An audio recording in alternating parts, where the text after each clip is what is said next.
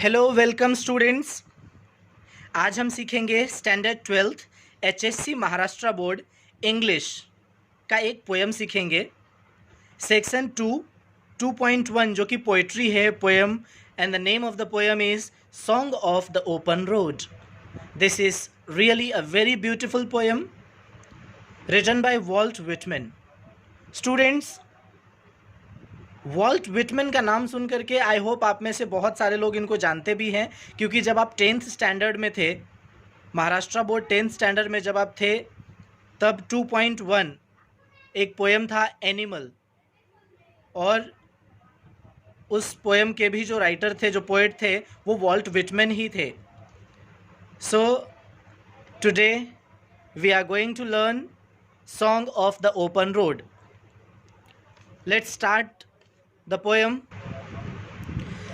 Afoot and light-hearted, I take to the open road, healthy, free, the world before me, the long brown path before me leading whether I choose.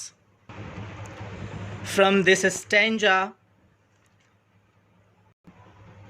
the reader is able to collect several information. First, the speaker is setting out on the open road on foot.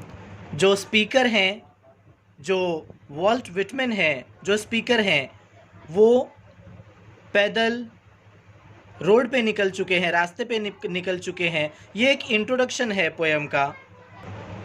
Secondly, he is happy and carefree and open to all he is about to experience. दूसरी चीज़ कि जो speaker हैं वो happy हैं, care free हैं, पूरा अपने आप को फ्री फील कर रहे हैं, and he is open to all he is about to experience. जो कुछ भी उनके रास्ते में आएंगे, जो कुछ भी वो एक्सपीरियंस करेंगे, वो उसको ग्रैब करने के लिए, एक्सपीरियंस करने के लिए फ्री फील कर रहे हैं। Additionally, the speaker recognises that it is he who is in control of his journey. और स्पीकर ऐसा मानते हैं कि उनकी जर्नी उन्हें जहाँ ले जाएगी वो वहाँ जाएंगे। He will choose where the path will take him on his journey. Next stanza, henceforth I ask not good fortune, I myself am good fortune, henceforth I whimper no more, postpone no more, need nothing, done with indoor complaints, libraries, querulous criticism, strong and contained, I travel the open road. Dear students, here the speaker says that he does not have to pray for good luck because he is the maker of his own luck. Second stanza के first line में speaker ऐसा कहते हैं कि उन्हें वो pray नहीं करते हैं, वो प्रार्थना ऐसी भगवान से ऐसी कोई प्रार्थना नहीं करते हैं कि उनका गुड लक हो, या मतलब एक गुड फॉर्चून हो, गुड लक हो, क्योंकि स्पीकर ऐसा मानते हैं, पोएट ऐसा मानते हैं कि वो अपना क्रिएटर खुद ही हैं, अपने गुड लक को वो खुद ही बनाएंगे। आगे कहते हैं, he will no longer cry or hesitate to do what he wants because he is in need of nothing. वो आगे भी कभी क्राई नहीं करेंगे, कभी हेसिटेट नहीं करेंगे, क्योंकि उनका मानना है, स्पीकर का ऐसा मानना है कि उनकी जो ज़रूरतें हैं वो कम है। He is no longer satisfied with being walled inside. Poet कहते हैं कि अगर उन्हें कमरे में बंद कर दिया जाए, अगर वो अपने आप को फ्री फील नहीं करेंगे तो वो सेटिस्फाइड फील भी नहीं कर पाएंगे। He is strong and happy to be on the open road. और आज वो ओपन रोड पे खड़े हैं तो इसलिए वो अच्छा फील कर रहे हैं, फ्री फील कर रहे हैं, हैप्पी फील कर रहे हैं। और यहाँ थर्ड स्टैंजा में, तीसरे स्टैंजा में, वॉल्ट विटमैन जो हैं, जो पोएट हैं, वो अर्थ का और स्टार्स का रेफरेंस लेकर लिखते हैं। The earth that is sufficient, I do not want the constellations any nearer. I know they are very well where they are. I know they suffice for those who belong to them. Dear students, here the speaker seems to separate himself from others. ऐसा लगता है कि कोई comparison नहीं कर रहे हैं, जो पोएट हैं, जो कवि हैं, वो दूसरे किसी से अपने आप को कंपेयर नहीं कर रहे हैं। He says the earth is fine the way it is, earth जैसा भी है बहुत अच्छा है। He does not desire to catch the stars, और उनके अंदर कोई चाहत नहीं है स्टार्स को कैच करने का, उनको उनके नज़दीक जाने का।